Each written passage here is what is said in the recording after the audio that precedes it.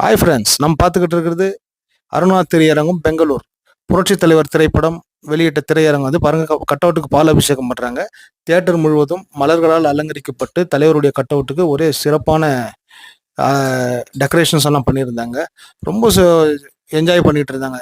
போகிற வர ஜனங்களுக்கு ஸ்வீட்ஸ் கொடுத்து, அப்புறம் கட் அவுட்டுக்கு பால் அபிஷேகம் பண்ணி, தீபாராதனை காமிச்சு, அப்புறம் என்னென்னவோ நிகழ்ச்சிகள் அவங்கவுங்களுக்கு விருப்பத்துக்கு தகுந்த மாதிரி ஜனங்க ரொம்ப கொண்டாடிக்கிட்டு இருந்தாங்க. அந்த திரையரங்கம் சுற்றி இருக்கிற இடமே ஒரு விழா கோலம் போல காட்சி அளித்தது. மொத்தமே பேனர்கள்லாம் வைத்து புரட்சி தலைவர் அவர்களுக்கு ரொம்ப சிறப்பான ஒரு கொண்டாட்டத்தில் மக்கள் ஈடுபட்டு இருந்தாங்க. பாருங்க, அங்கங்க பேனர், அங்கங்க மாலைகள், தோரணங்கள், அப்புறம் இதேக்கனி அவருடைய போஸ்டருடைய தோரணங்கள்ல, அப்புறம் செல்ஃபி எடுத்துக்கிறது, அப்புறம் ஃபோட்டோ பிடிச்சிக்கிறது, ரொம்ப அவங்கவுங்க ஸ்வீட் கொடுக்குறது. இவங்க அவங்கன்ட்டு கிடையாது, எல்லாரும் அவங்களுடைய கான்ட்ரிபியூஷன். பாருங்க, பிரியாணி வந்துருக்கு.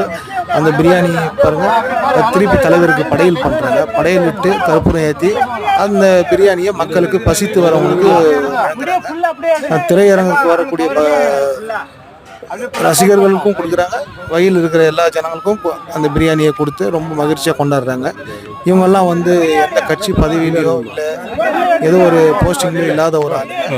அன்னைக்கு நாடும் கூலி வேலை செய்கிறவங்க ரொம்ப தலைவரை ரொம்ப விரும்பி வந்து பார்க்குறாங்க. பரவாயில்ல, இந்த காலத்தில் திரையரங்கம் நிரம்பி இந்த அளவுக்கு படத்துக்கு வர்றது பெரிய விஷயம். 50 வருஷம் 60 வருஷம் முடிஞ்ச படத்துக்கு இவ்வளோ பெரிய மாஸ் என்ட்ரியான்றது எல்லாரும் விழக்க தகுந்த ஒரு விஷயம். ரொம்ப இந்த தருணம் ரொம்ப மறக்க முடியாத ஒரு நிகழ்வு. என்ன சொல்றதுன்னே தெரியல. ஒரு மனுஷன் வாழ்ந்தா இப்படிதான் வாழணும் அப்படின்றதுக்கு தலைவர் தாங்க உதாரணம், யாருமே கிடையாது. தலைவர்னா அந்த புரட்சி தலைவர் எம்ஜிஆர் ஒரே உலகத்துக்கே ஒரே தலைவர்.